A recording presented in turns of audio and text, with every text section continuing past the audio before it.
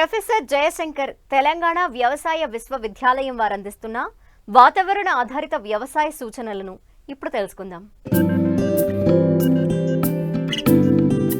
హైదరాబాద్ వాతావరణ కేంద్రం వారు అందించిన సమాచారం ప్రకారం రాబో 5 రోజుల పాటు అక్కడక్కడ తేలికపాటి నుండి ఓ మోస్తరు వర్షాలు కురిసే అవకాశముంది.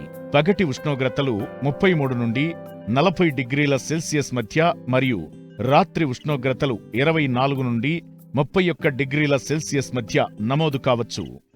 నైరుతి రుతుపవనాలు రాష్ట్రంలోకి మే 26వ తేదీన ప్రవేశించి మే 28వ తేదీన రాష్ట్రమంతటా విస్తరించాయి.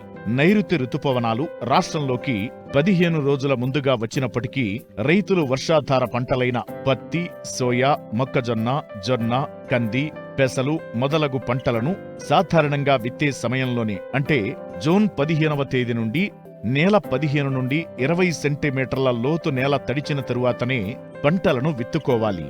జూన్ నెలలో సాధారణం కంటే ఎక్కువ వర్షపాతం నమోదయ్యే అవకాశాలు ఉన్నాయి. రైతులు అధిక వర్షపు నీటిని పొలం నుండి బయటకు తీసివేయడానికి మురుగు కాలువలను ఏర్పాటు చేసుకోవాలి.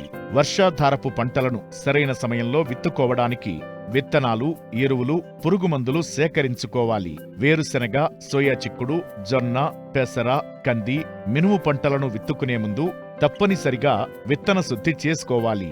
ఇప్పటికే పత్తి విత్తుకున్న రైతులు విత్తిన 7 నుండి 10 రోజుల్లోపు మొలక రాని స్థానంలో మరలా విత్తనం వేసుకోవాలి. వరి తరువాత వరి సాగు చేసే రైతులు పచ్చిరొట్ట పైర్లను విత్తుకోవడానికి అనుకూల సమయం. నీరు సమృద్ధిగా ఉన్న ప్రాంతాల్లో రైతులు దీర్ఘకాలిక వరి రకాల నారుమళ్లు పోసుకోవడానికి ఇది అనువైన సమయం. రైతులు మధ్యకాలిక, స్వల్పకాలిక వరి రకాల నారుమళ్లు జూన్ 20వ తేదీ తరువాత పోసుకోవచ్చు.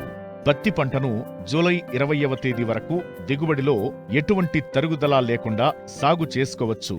పత్తి వర్షాధార పంట కాబట్టి రైతులు వారికి అనువైన బీటీ రకాలను బోదెలు, కాలువల పద్ధతిలో విత్తుకోవాలి. ఎక్కువ వర్షాలు పడినప్పుడు కూడా కాలువల ద్వారా నీటిని తీసివేయుటకు అనుకూలం.